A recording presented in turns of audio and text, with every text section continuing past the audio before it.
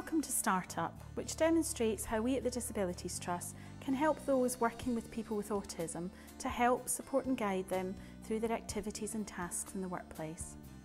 It's widely recognised that having a diverse workforce greatly enhances the working environment. And to ensure that the workplace and the working environment is as productive as it can be, it's also important to understand and to respect that different people have different ways of working. People with autism are a genuinely valuable addition to the workforce. By nature, they're keen, enthusiastic and hard-working. But the nature of autism is also that sometimes they don't experience the world in the same way that we do. It's really important, therefore, in the workplace that we make sure that when we're communicating with people with autism, whether that's giving instructions or sharing information, that we do so in a language that's easily understood. Startup is an acronym which stands for Situation, Think, Adapt, Remind, Task, Understand and Persevere. Each section of the film shows elements of these guidance, which is based on a range of models taught to students at Heathermount School and which helps to support people with autism in the workplace so that it's a healthy and safe environment, not just for the people with autism, but for their employer and for their colleagues. As you will see in the film, much of what's described is what we would call general good practice, and there are many things that are useful for everyone in the workplace. However, it's especially important that we adopt this particularly good practice for people with autism.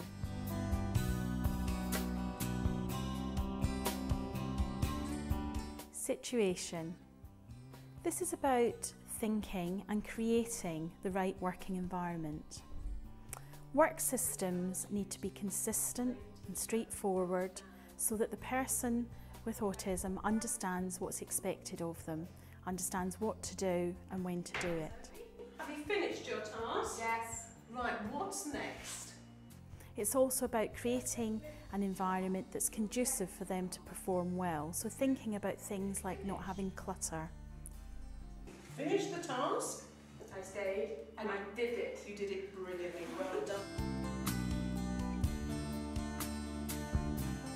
Think.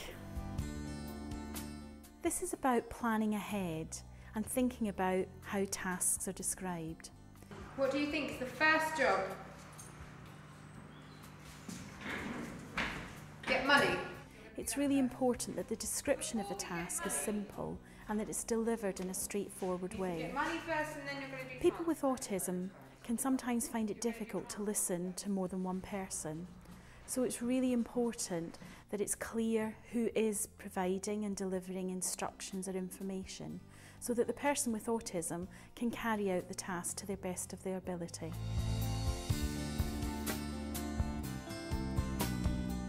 Adapt. It's important to know that instructions can be given in several ways. We'll need to hoover, so Ian, will you bring the hoover please? Tom, we need to empty the bins in there please. They might be written, they might be verbal, they might be pictorial, or they might be a combination of all of these. When working with people with autism, a straightforward task may not only need a straightforward instruction. So for example, please could you photocopy these items? If the task, however, became a bit more complex or prolonged, so for example, could you photocopy these items, could you have them stapled, and could you bring them back to me? That might need an additional instruction and it might have to be delivered in another way. So repeating the instruction or adding prompt cards or photos or graphics. Any method which happens to make the task work for each individual.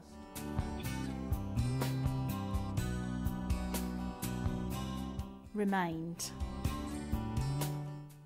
We all need reminding sometimes about what we have to do at work, and we normally develop our own systems to do this. People with autism can also do this, but also might need reminding about tasks for a variety of reasons. It could be that they've simply forgotten what was asked of them. Maybe they didn't understand exactly what was expected of them. Or maybe they got distracted either because of some background noise or more than one person being involved in the instruction of the task. We might simply only need to repeat an instruction in order to remind the person what the task was, but we might need to enhance this through the use, for example, of prompt cards.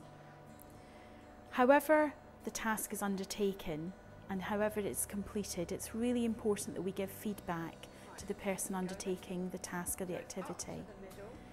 It's especially important if we're feeding back to people how well they've done on a job. We all like praise and we can all benefit from that. That's it. Perfect.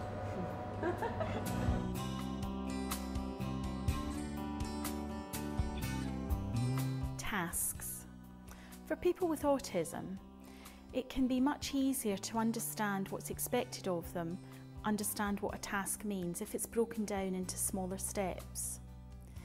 This might mean, for example, providing a job sheet where there are written or pictorial instructions demonstrating each part of the job.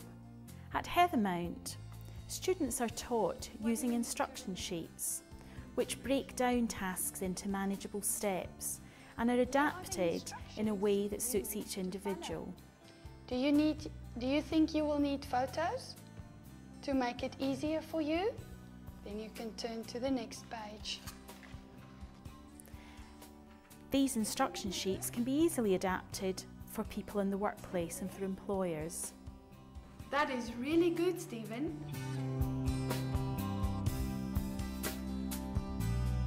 Understand. For people with autism, it can sometimes be the case that they don't understand the bigger picture.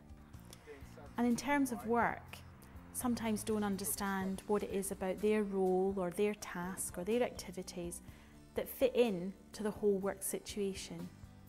It's really important, therefore, that we're clear about what tasks and what roles people are given and why they have to carry out such tasks and what this might mean to the bigger picture at work.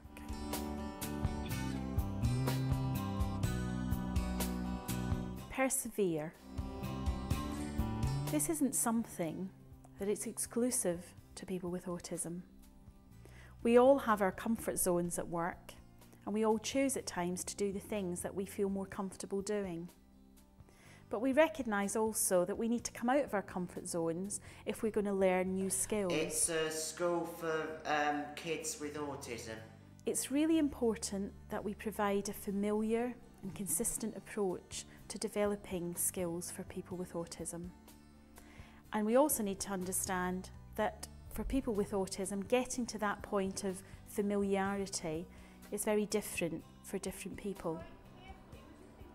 It's really essential that we do persevere when we're trying to teach new skills, give new instructions to people with autism. But if we do persevere, the benefit for the person with autism is that they will have learned a new skill in a comfortable environment. And the benefit isn't just for them, it's for their colleagues and for the employer too. And it's incredibly rewarding to have played a part in making that difference.